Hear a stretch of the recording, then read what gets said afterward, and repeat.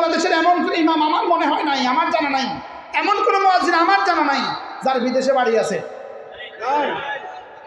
জোরে বলেন। আপনাদের জানা থাকলে বলেন, তারা জানা আছে? আমার মনে হয় বাংলাদেশের খতিবদের বেতনের মধ্যে আমার বেতন উল্লেখযোগ্য, আমার বেতন উল্লেখযোগ্য। কইতার না কইলে আমরা ব্যাকের মুখ দোষ লাগাই দিবেন। আমার বেতন উল্লেখযোগ্য, কিন্তু আপনারা ইমামকে আপনি আপনার জীবনের অংশ মনে করবেন, আপনার জীবনের অংশ মনে করবেন। আমি বলি, আপনি যখন লুঙ্গি কিনবেন, দুইটা লুঙ্গি কিনবেন, একটা কিনবেন আপনার জন্য, একটা কিনবেন আপনার ইমামের জন্য। এবার আর ঠিক হয় না,